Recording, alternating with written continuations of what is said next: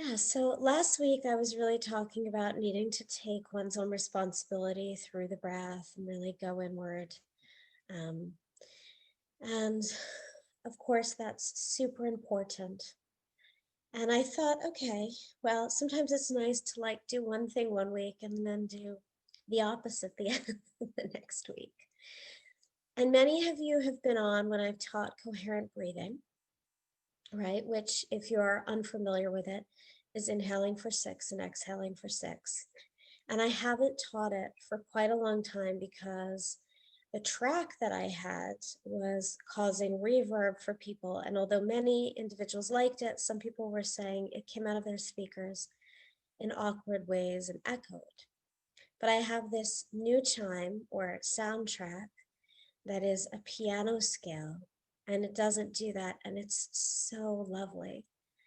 And I thought that because last week we focused so much about on personal efficacy, that it's also nice additionally to be held, to just let the breath come in and out with something external supporting that. If you're new to coherent breathing, and I know that some of you will be and many of you will not, right? And inhaling for 6 and exhaling for 6 feels really long for you. Right, and you'll have this piano scale in the background going din din din din din for 1. You'll know when you're supposed to inhale and exhale out. And it's too long for you. Don't push the breath in or out. As soon as you do that, as soon as you try to lengthen the breath above and beyond, no, everyone is muted. Everyone's muted. I can see if anyone's not muted, Mary.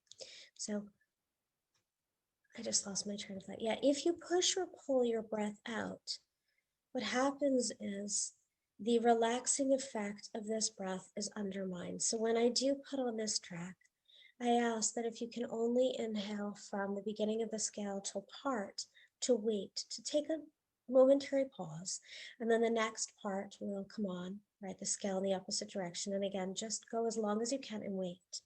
Now, for those of you with a lot of breathing practice, that feel like, oh, I could inhale and exhale much longer and think that this is kind of truncating your natural breath, I ask that you still continue with this rate anyway, because the 6-6 supports the variation in heart rate or heart rate variability, which is a very important marker of autonomic flexibility. And even if you could do much longer, this rate maximizes that.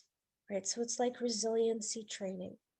It's like providing you with the ability to ask what I did last week of you, to just be present, to keep bringing your mind back, to fortify that capacity, right, by giving you that resiliency.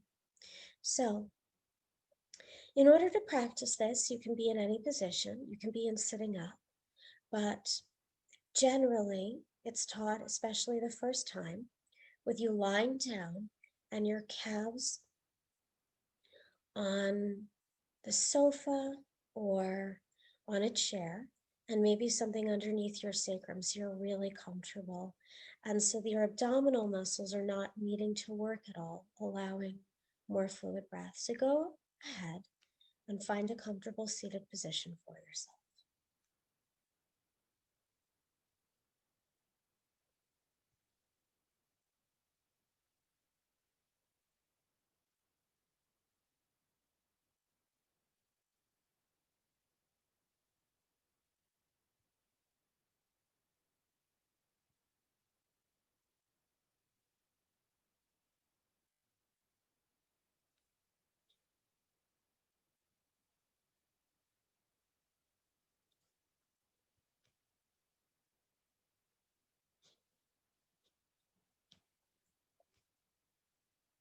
Okay, and what I'm going to do is I'm going to count you in, slowly starting to reduce the breath rate and out. And then I'm going to turn on these lovely scales. So just notice yourself sitting or lying down. Feel your body against the ground, whatever parts are in contact with it.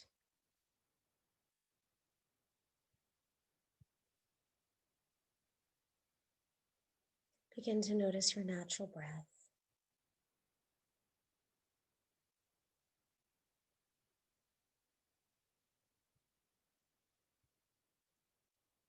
And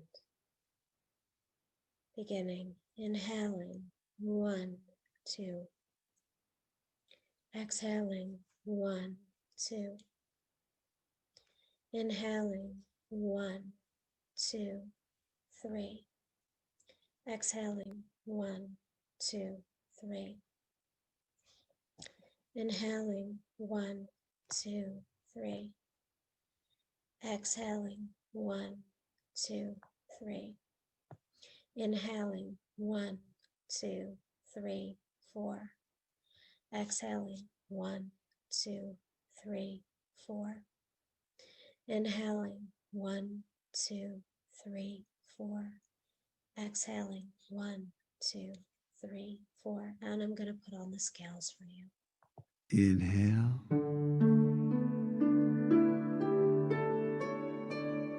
Exhale.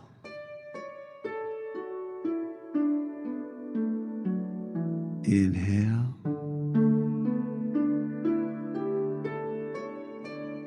Exhale.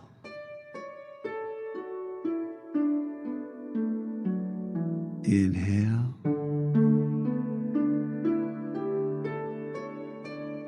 Exhale.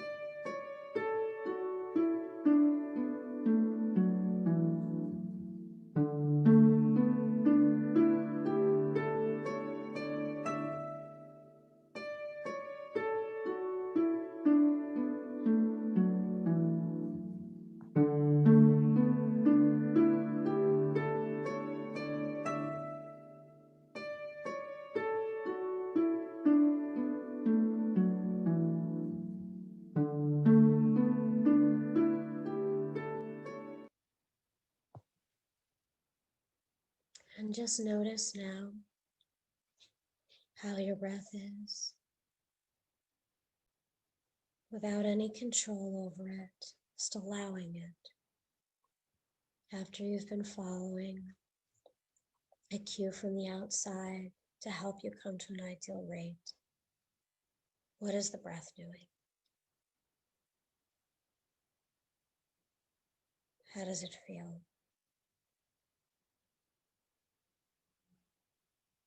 And how do you feel?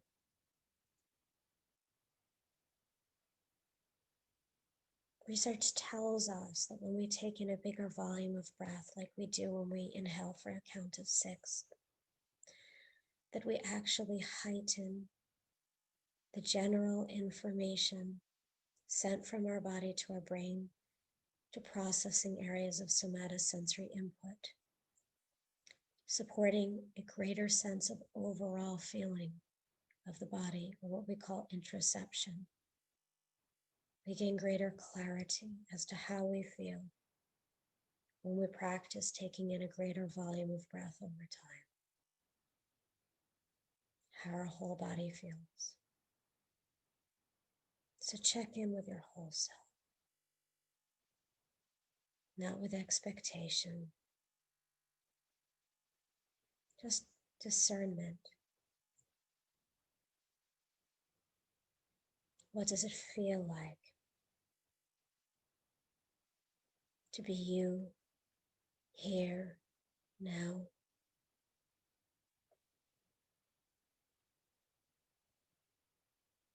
And allow the mind to filter the content, specifically focusing just on the breath coming in and the expansion of the abdomen as it naturally occurs with no effort, and the general fall of the abdomen as naturally happens with no effort. Just watch. Really feel yourself breathing.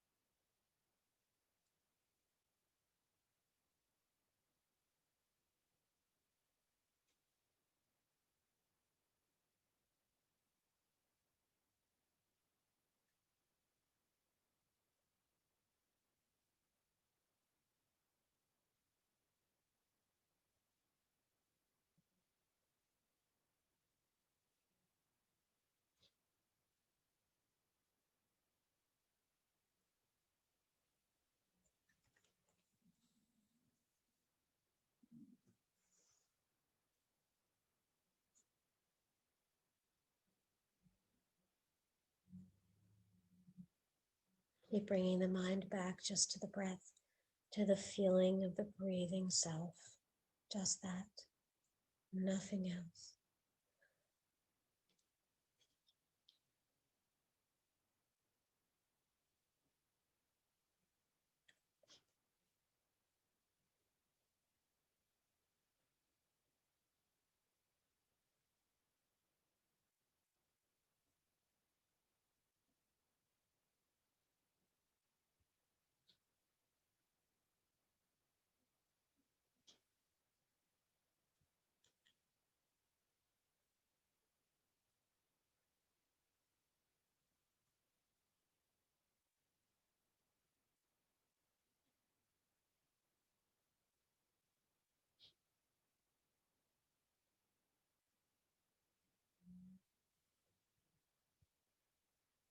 And the chatter of the mind, allow that to pass away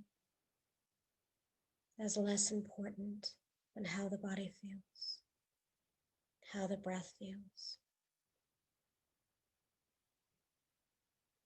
We usually prioritize the mind over the body, not attending to its needs or its feelings. And we need to shift that. Instead, purposely keep coming back to the breath, highlighting for ourselves the breathing essence, our interoceptive data.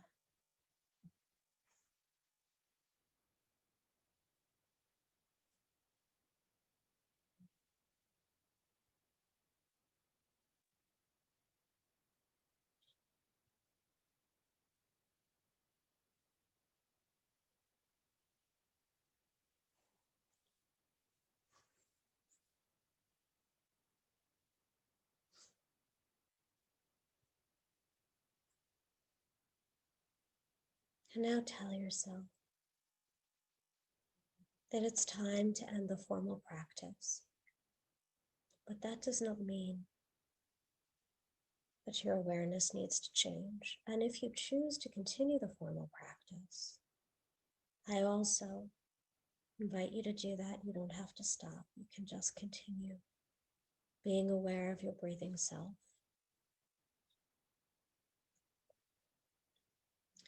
But I am going to open in a moment for questions and just say a few things before.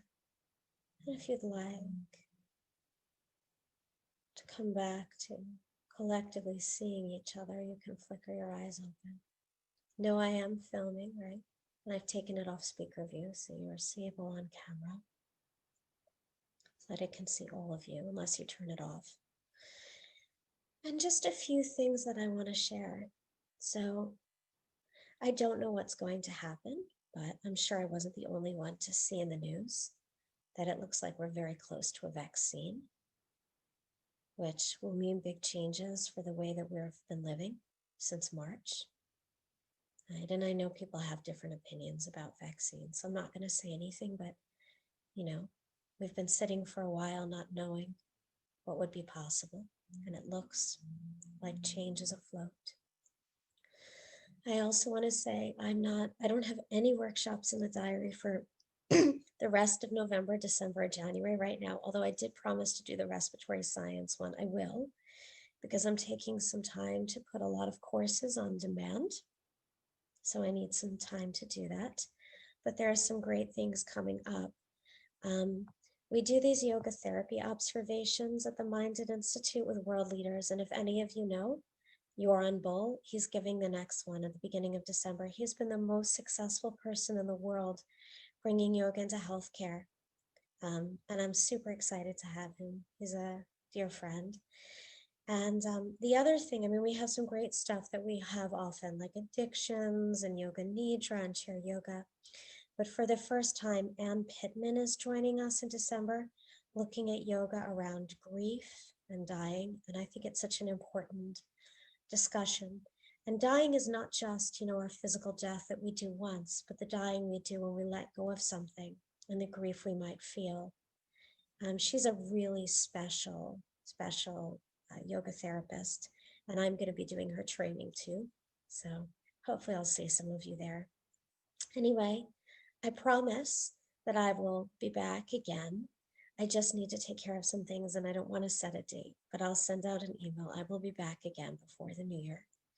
And I'm open to questions with the Zoom hand. I see somebody wrote something in the chat, but the Zoom hand, by the way, you can use it toggling on your control bar, clicking participants. A list of people will come up on the right-hand side, and there'll be 3 dots underneath the list of participants. You can click on that and it'll say raise my hand or raise hand. But could you please explain what you said about prolonging inhalation? Well, research does show, I'm not sure exactly your question, Hannah, because I said a lot of different things, but I was saying that I think this is what you're asking, that when we have a greater volume of air in the lungs, that enhances the information we send to parts of the brain involved in processing that, specifically an area called the insular cortex. And it's responsible for processing basically all of our somatosensory information and the meaning that it has for our body specifically, which is a little different than another structure, the somatosensory cortex. So when you take in longer inhales that increase the volume of air, that's your tidal volume, you wake it up. And so it just provides you with a context to feel your overall body more clearly. The breathing exercise is called coherent breathing, and you can find it on the natural singer here, the natural singer. I think it's, you can put in 5 tones, the natural singer, I'll put it in here. And it's free actually, but he does ask for a donation. It's really nice, isn't it? I like this better than the chime I've been using before. Okay, please explain. It's so much easier because in the chat, you guys write quickly and I can't keep up. Please raise your hands. The breathing ratio last week. Lily and I don't remember because I just teach from what I was thinking in that moment. Raha, go ahead. Morning, Heather. Good morning. I wondered if you could just repeat the part of the brain that you mentioned that the increased volume affects. It's in the chat, the insula. Thank you very much. You're welcome. Sue, go ahead. Sue Tupper? Yep, just unmuted. Hello. Oh, okay, hello. You ever much for doing this, and I really felt after last week how different you must be feeling. We all connected with that. It was lovely for you to share that, and Yes. and we all felt, gosh, what a positive move forward. So it was lovely. I Yeah. want to ask you to explain this somatic word. I've heard it. What's your explanation of? Well, I didn't even use the word somatic. I said interoceptive. Somatic. Yeah, there's the interception of our feeling within. But before that, I've heard it many times. I've heard people doing somatic training, but I mean, somatic is, I guess, the I said somatosensory cortex. That's what I said. It's it can be defined. I mean, it depends on who you ask, but somatic generally refers to just sensory input. okay. You know, it's that basic. And there's a big overlap between that and interoception, you know, in terms of definitions. I like interoception because it's really clear cut and it's a neuroscientific term that we use a lot. Yeah. Just I've really heard that. sensory awareness, somatic release, releasing sensation, you know, that's what people mean by that. But of course they mean, you know, pent up sensation that the body is holding on to. So I feel like it's often a context word.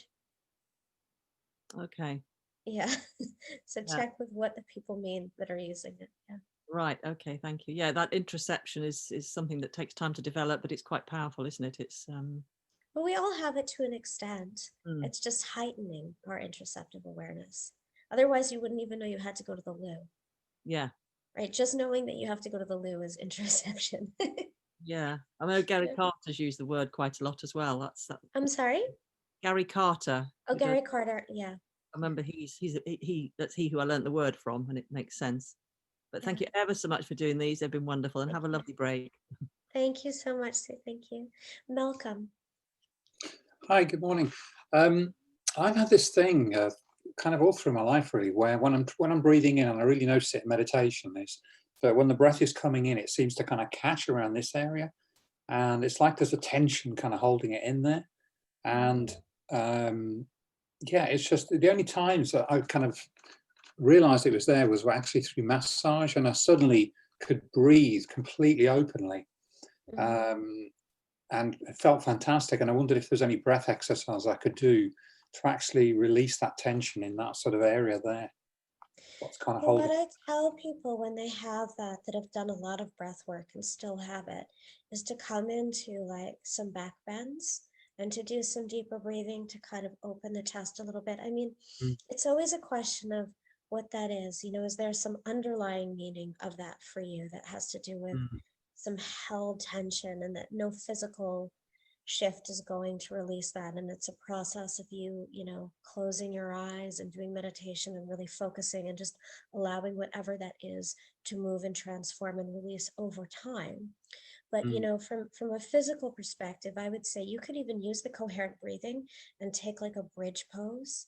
See if you can hold that for 5 minutes, and because it's a lot of lung volume to take in a back bend. It's not going to be easy. It'll probably be quite challenging in the beginning, and keep going with it. And bridge is one of those poses that even though it's a back bend, you probably could, if you needed to, hold it for 5 minutes so that you could work in that space. Okay, thank you. See how that goes. And while you're doing that, really just pay attention to what's coming up for you. and allow it to be. I'm sure that you know that the more you want it to go away, the more it's likely to persist, as is the nature of our body. Yeah. Thank you. You're welcome, Malcolm. Thank you. Keith? Hi, to the person who asked about the breathing pattern last week, I'm pretty sure it was 6 seconds in, 6 seconds held, and 6 seconds out. I don't know. I wouldn't have done that because I don't usually do breathing in for 6, holding for 6, and breathing out for 6. Like, I don't ever teach that. Okay. But I'm not sure. I think the week before I did inhaling, holding, and exhaling. The week before, the week before. Yeah, I did do that. And that one would be on YouTube. I didn't film last week because, you know, it was so personal for me what had gone on in the world and my feelings about it. But I can't relate to it. So I I was feel wondering like what last week I was really mostly focusing on just being with ourselves. I'm so sorry, Lillian, that I don't recall, but it was just in a moment. And thank you, Keith, for trying to shed light on it. I do have a question. Oh, yes. Is the physical sense of self you get through interoception, is that part of the psychological sense of self? I'm sorry, I don't completely understand the question. Well, when we consciously sense our interoception, Yeah. we're consciously sensing messages that are normally only processed subconsciously. And I was wondering, are those messages used to construct our sense of self in part?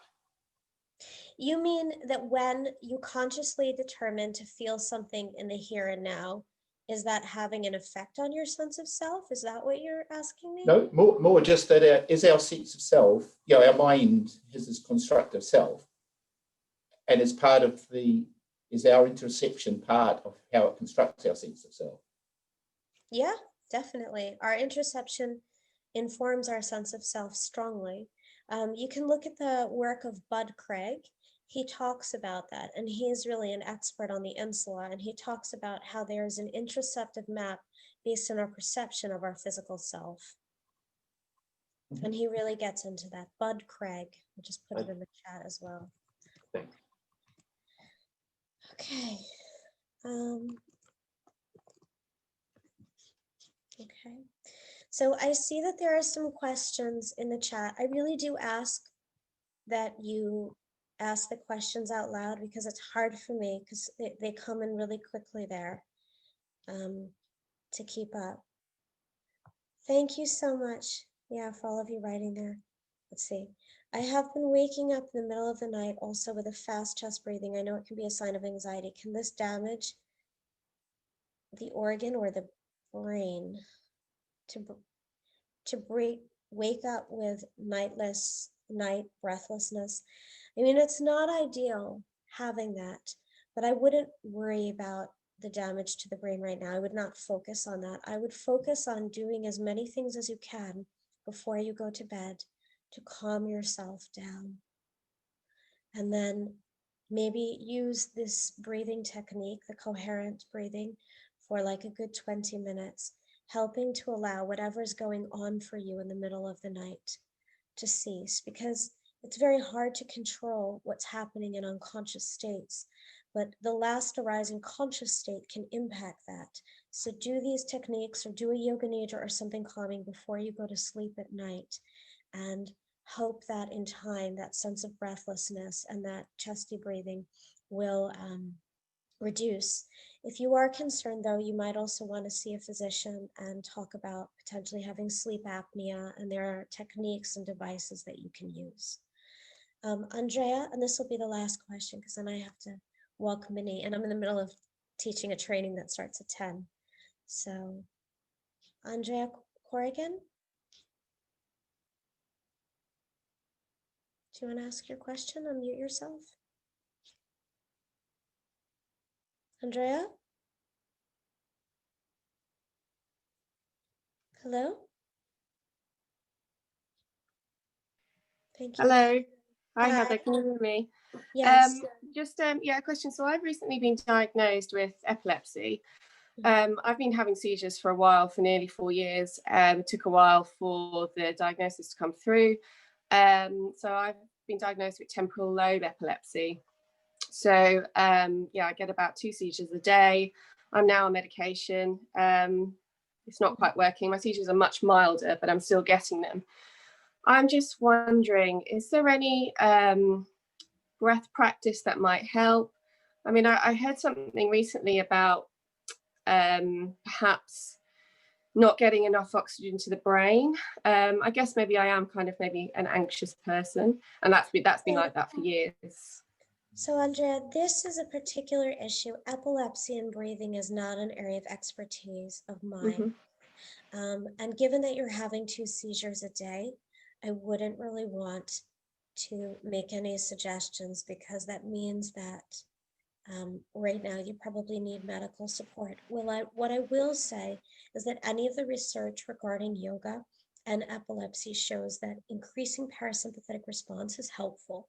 So any breathing techniques potentially that are going to support you in feeling relaxed have the potential to help you, but I don't feel comfortable in making a recommendation in this particular case. Okay. But there will be, it's an area that there's limited information, but look on the internet, see if there's anybody that, you know, has done research rather than, you know, a blog post, and see what they have to say, and speak to your medical team about it in conjunction with any other treatment plans. Yeah. Okay. Thank you. Thank you. I wish you well. Thank you. Thank you. So everyone, I wish you a lovely few weeks. Take good care of you, take good care of others, right? Let's be hopeful about the tides of things happening. Maybe we'll be out of lockdown soon for those of us in England. And wherever you are, keep doing your breath work, right? Because no matter what is happening in the external world, you have the power to impact your internal reality. Thank you so much from myself, and also from Minnie. Minnie, say bye.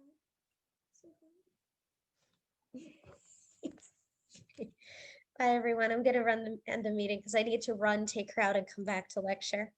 Take care. Goodbye. Thank you. Bye. Thank you. Bye, Heather. Bye, everyone. Bye. Bye. Thank you.